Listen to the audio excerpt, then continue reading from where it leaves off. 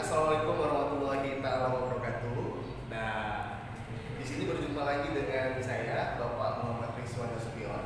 Kali ini kita masuk ke mata pelajaran Bahasa Indonesia. Sebelum kita masuk ke mata pelajaran Bahasa Indonesia, marilah kita berdoa menurut agama kita masing-masing. Berdoa dimulai.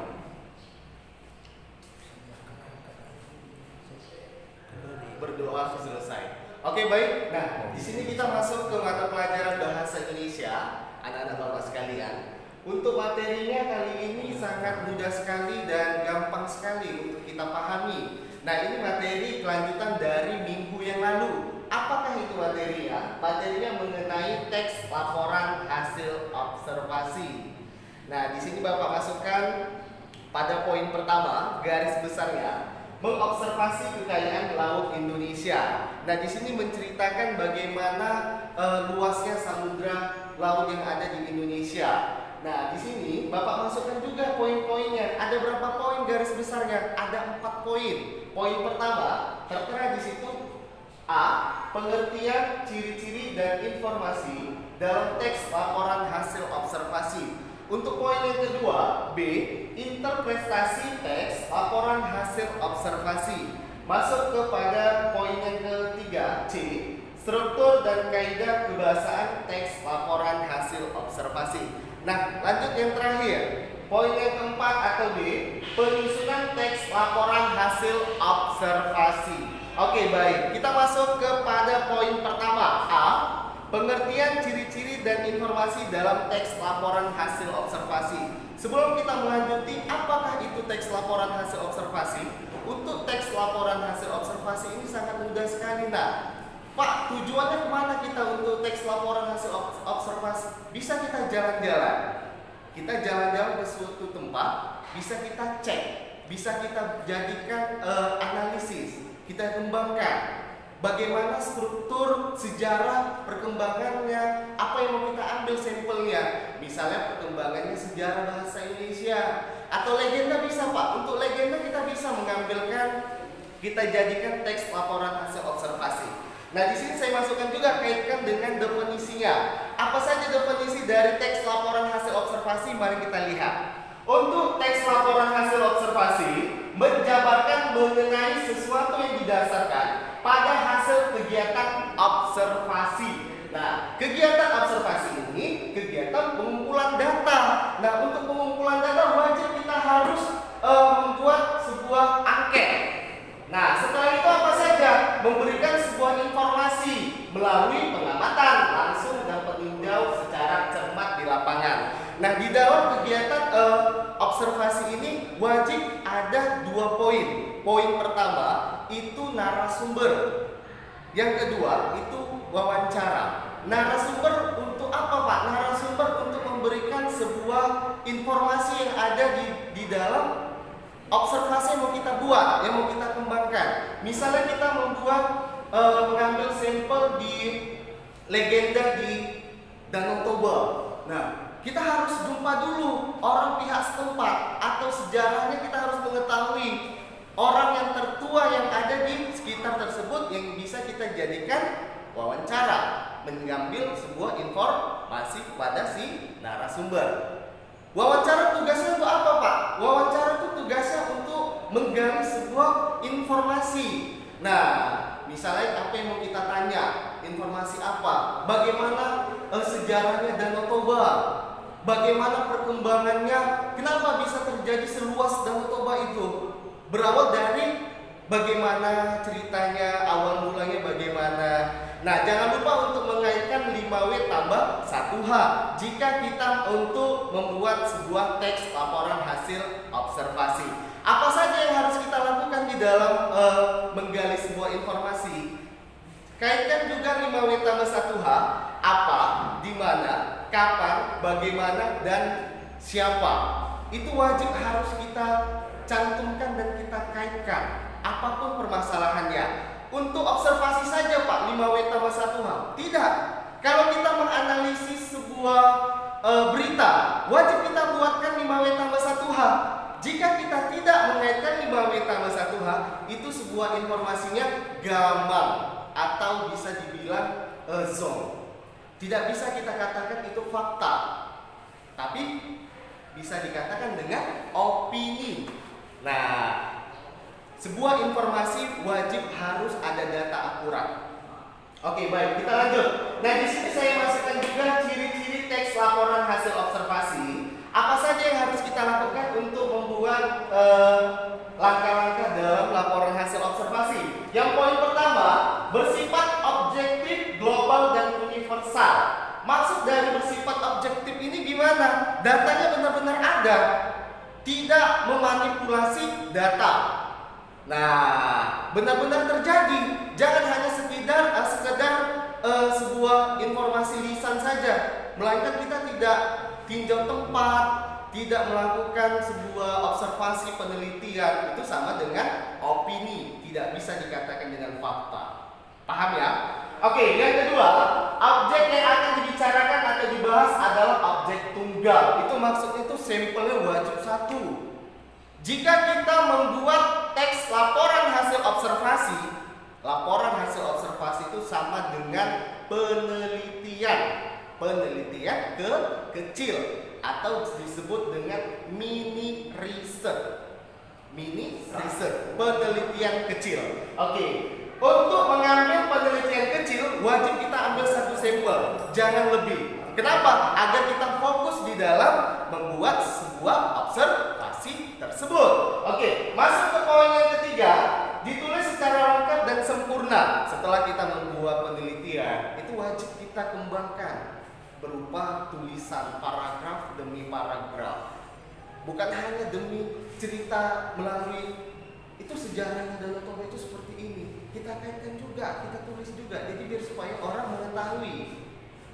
Sebab kita sudah melakukan penelitian kecil atau disebut dengan mini research. Itulah fungsinya jika kita membuat suatu objek laporan hasil observasi ini.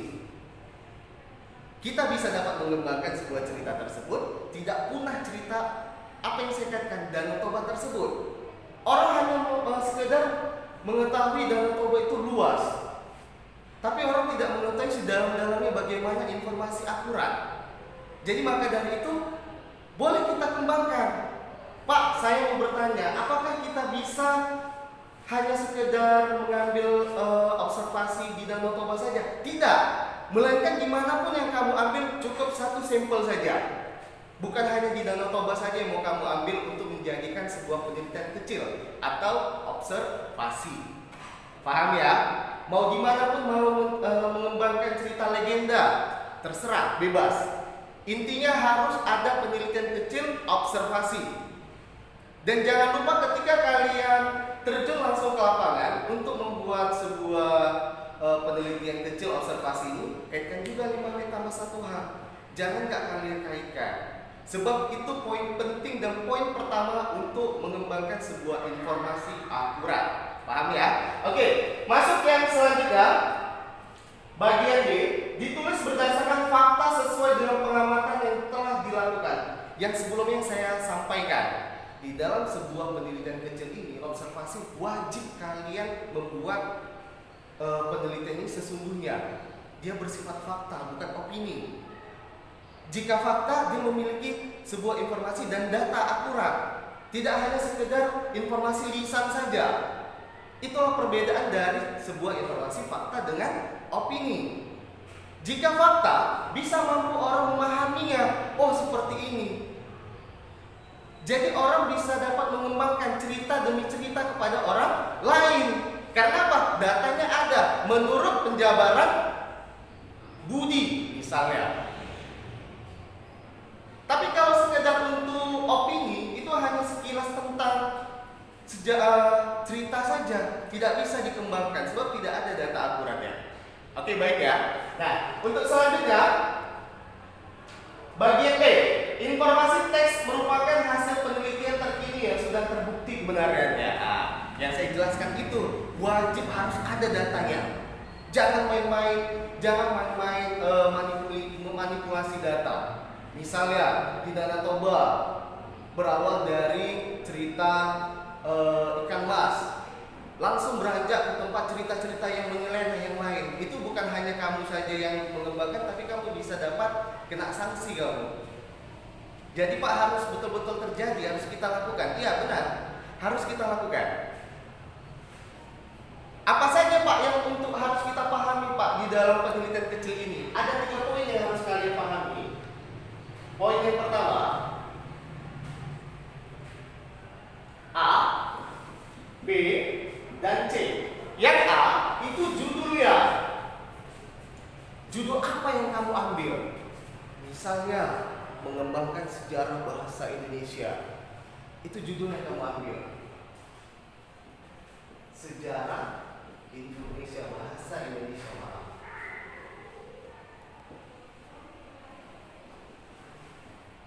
Oke, selanjutnya apa? Permasalahannya. B, permasalahan. Lalu poin yang terakhir apa? Bagian C itu kesimpulan. Jika kalian sudah mengetahui, sudah paham membuat langkah-langkah di dalam cerita teks laporan hasil observasi yang 3 poin ini, sudah layak kalian dikatakan seorang pengembang sebuah cerita fakta. Paham ya? Apa saja sekali lagi saya sampaikan ya, Nak ya. Itu kalian harus mengetahui judulnya dulu. Apa yang mau kalian kembangkan? Cukup 3 poin saja yang kamu perhatikan. Judul. Lalu apa saja lagi? Permasalahannya. Kenapa kamu mengambil judul itu? Kenapa kamu bisa mengambil judul itu? Pasti ada problem, permasalahan. Jika ada permasalahan, pasti ada apa? Pasti ada cara kita untuk mengembangkannya agar supaya tidak terjadi lagi. Kesimpulannya menurut bahasa kamu sendiri. Oke ya. Ini 3 poin ini yang harus kalian perhatikan di dalam menyusun teks laporan hasil observasi atau dikatakan dengan mini research, penelitian kecil. Oke, selanjutnya kita masuk kepada materi berikutnya. Di sini saya kaitkan juga bagian-bagian dari informasi yang terdapat dalam teks laporan hasil observasi. Apa saja bagiannya? Ayo kita perhatikan. Informasi yang terdapat dalam teks laporan hasil observasi merupakan fakta yang ditemui pada objek yang diamati. Pahami ya? Oke. Selanjutnya, fakta adalah peristiwa yang benar-benar terjadi.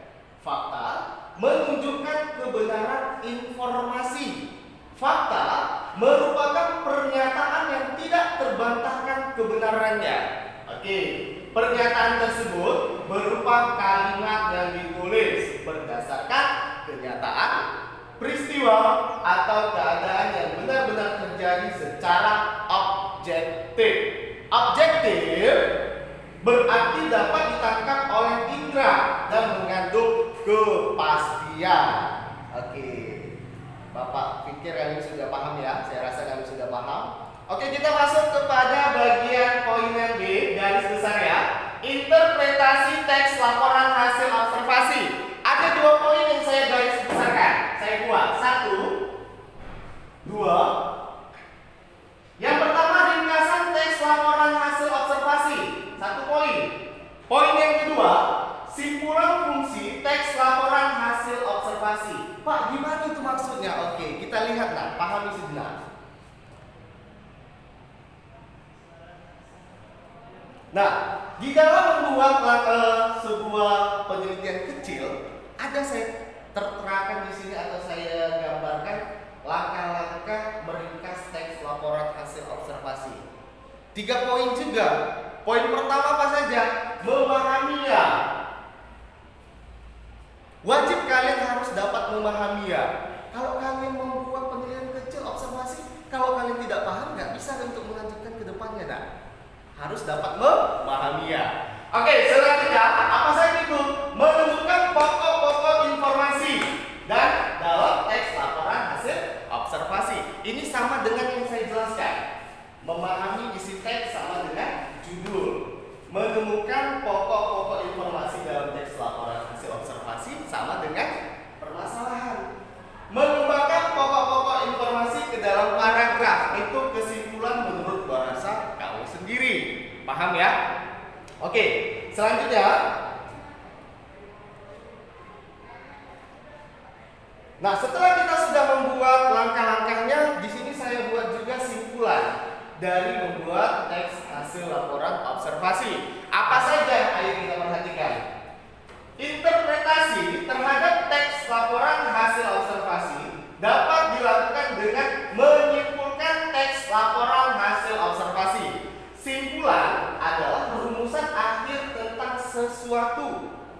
Oke ya. Dalam hal ini adalah teks simpulannya disusun berdasarkan pemahaman, penalaran terhadap keseluruhan isi teks tersebut. Oke. Selanjutnya kita masuk ke bagian 3 atau C garis besar ya. Struktur dan kaidah kebahasaan teks laporan hasil observasi. Saya kaitkan juga 2 poin. Poin pertama apa saja itu? Struktur teks laporan hasil observasi. Strukturnya 1. Yang kedua, kaidah kebahasaan teks laporan hasil observasi. Apa saja kaidahnya? Oke, kita lihat.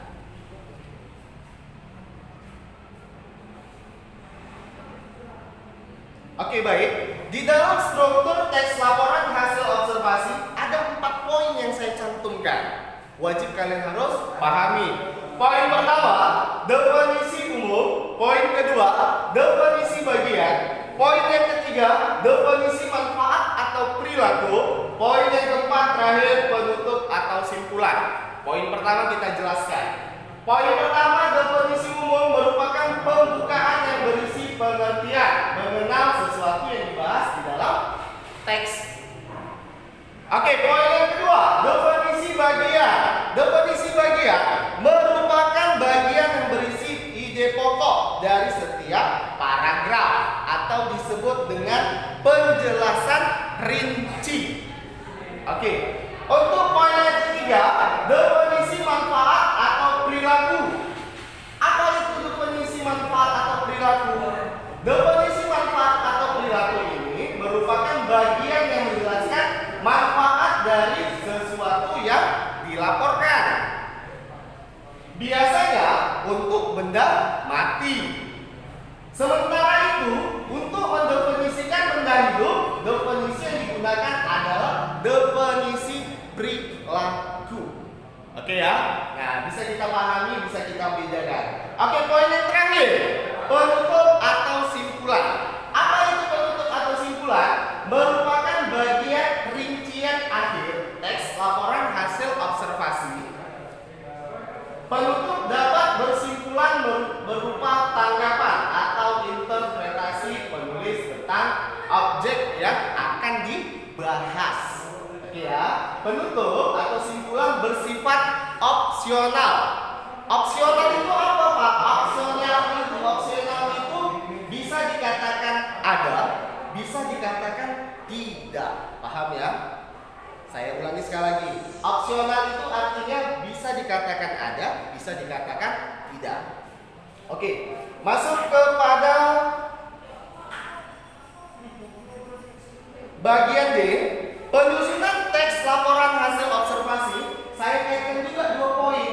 1, 2. Apa saja itu? Gagasan pokok dan gagasan penjelas dalam menyusun teks laporan hasil observasi. Untuk yang poin kedua apa saja, Pak? Menyusun teks laporan hasil observasi dengan memperhatikan isi dan kaidah kebahasaan. Oke ya. Kita lihat selanjutnya.